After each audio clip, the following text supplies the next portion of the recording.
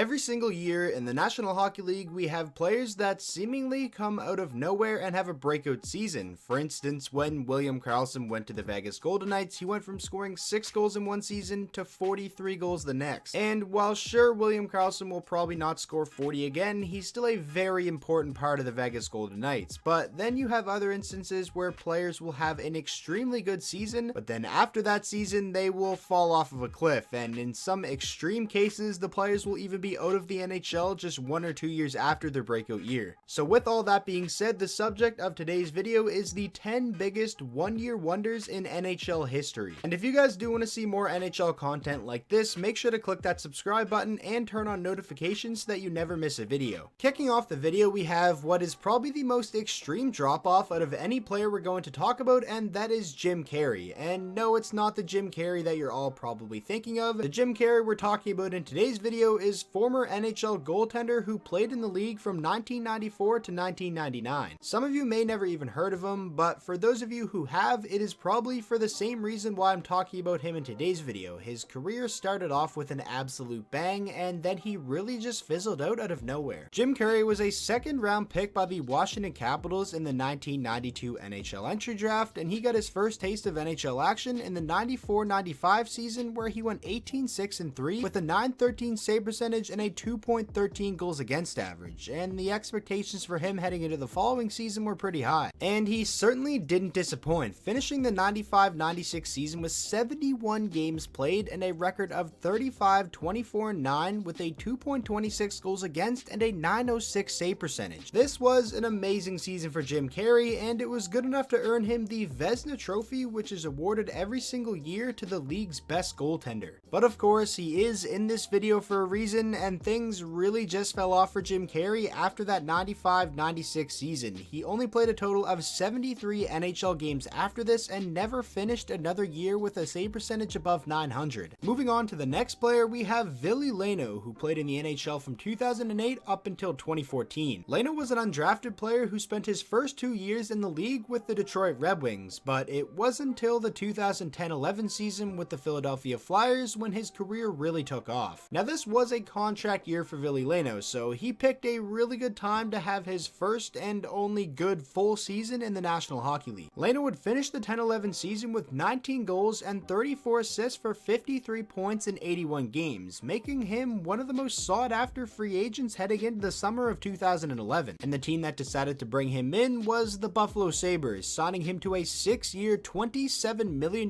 contract with an annual average of $4.5 million. After signing this contract, Leino would only go on to play 137 more NHL career games and scoring just 10 goals over that span. His final year in the NHL came in the 2013-14 season, and his last year playing hockey professionally came in the 2016-17 season, where he played in the Swedish Hockey League. Next up, we have Scott Bjugstad, who is actually the uncle of current member of the Pittsburgh Penguins, Nick Bjugstad. Scott played a total of 317 NHL games from the 1983 season up until the 1992 season. He scored a total of 76 career goals and had a total of 144 career points, but the majority of those goals and points came in the 1985-86 season with the Minnesota North Stars, a season that saw Scott Bjugstad put up 43 goals and 33 assists for 76 points in 80 games. And this amazing season proved to be a fluke pretty quickly, as the following season, Bjugstad would only put up 4 goals and 39 games, and after that was kind of battling for a roster spot for the rest of his career and jumping between the American Hockey League and the NHL. Moving on to the player that was already spoiled from the thumbnail, and that is David Clarkson, who played in the NHL from the 2006-7 season up until the 2015-16 season. And for the early part of Clarkson's career with the Devils, he was kind of just known as a tough guy who could chip in some offense here and there, but not really anything more than that. So it definitely did come as a pretty big surprise when Clarkson had a 30-goal, 46-point season in 2011-12 with the Devils. The following season was the lockout-shortened 2012-13 year, and Clarkson put up 15 goals in 48 games, which is still a pretty solid pace over an 82-game season. Clarkson was set to become a UFA heading into the summer of 2013, and he was one of the more highly sought-after free agents given the fact that he was a big physical player who just recently had a 30-goal season. But even still, that deal that he signed with the Toronto Maple Leafs was way too much, given the fact that he wasn't even really known as a goal scorer. The deal was 7 years for a total of $36.75 million,